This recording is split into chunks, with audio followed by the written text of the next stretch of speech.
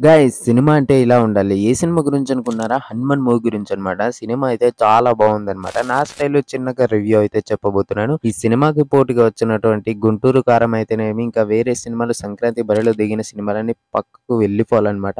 ఈ సినిమా అంత బావుంది. సో, కంటెంట్ కూడా సూపర్‌గా ఉందన్నమాట.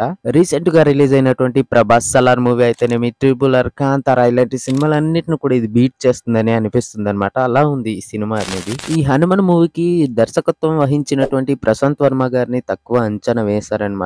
సో, చిన్న సినిమా కదా! బడ్జెట్ తక్కువ ఉంది కదా! అనేసి అనుకున్నారు. కానీ ఇది పెద్ద సినిమా అవ్వబోతుందనమాట. బడ్జెట్ తక్కువైనా సరే కంటెంట్ ఉంది. ఎక్సలెంట్ కలెక్షన్స్ అయితే వస్తాయి. ఇక ఈ సినిమాలో హీరోగా నటించినటువంటి తేజ సజ్జాల గురించి చెప్పుకున్నట్లయితే ఇంకా మామూలుగా లేదు భయ్యా. పీక్స్‌లో యాక్ట్ చేశాడనమాట.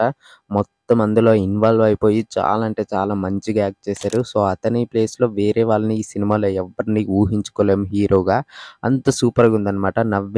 ఇంకా సాహసాలెన్నో చేశారు. సూపర్ హీరోలాగా అన్నీ సూపర్‌గుందనమాట ఈ మూవీ. స్టార్టింగ్‌లో ఒక ఇంట్రో సీన్ ఉంటది. ఆ ఇంట్రో సీన్‌లో బీజీఎం ఉంటది. అది సూపర్‌గుంది. దాని తర్వాత మధ్యలో ఇంటర్వల్ సీన్ ఉంటది కదా! ఇంటర్వల్ సీన్‌లో ఆ హైప్ ఏంటి అది మామూలుగా లేదనమాట. దాని తర్వాత ఇంకా క్లైమాక్స్ సీన్ అయితే ఇంకా పిచ్చెక్కిస్తుందనమాట ఈ సినిమాలో. ఎక్సలెంట్ అనేది ఉంది. ఈ సినిమాలో వీఎఫ్ఎక్స్ అదేవిధంగా గ్రాఫిక్స్, ఈ డిజైనింగ్, ఎడిటింగ్ మాత్రం సూపర్‌గుంది. ఎవళ్ళు చేపించారో, ఎవళ్ళు చేశారో గాని సూపర్ మామూలుగా లేదు ఈ సినిమాలో.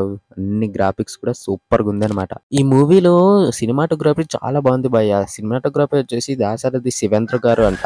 ఈ సినిమాలో నటించినటువంటి విలన్‌కి ఒక బ్యాక్‌గ్రౌండ్ స్టోరీ ఉంటది. అది కూడా చాలా బావుంది. ఇన్స్‌పిరేషన్‌గా ఉంది. దాని తర్వాత ఈ హీరోకి వచ్చిన పవర్స్‌ని అతను దక్కించుకునే విధానము, దాని తర్వాత కొన్ని సీన్స్ అయితే ఉంటాయి. చాలా బావుంటాయి. ఈ సినిమా మొత్తానికి సూపర్ హిట్ అనమాట.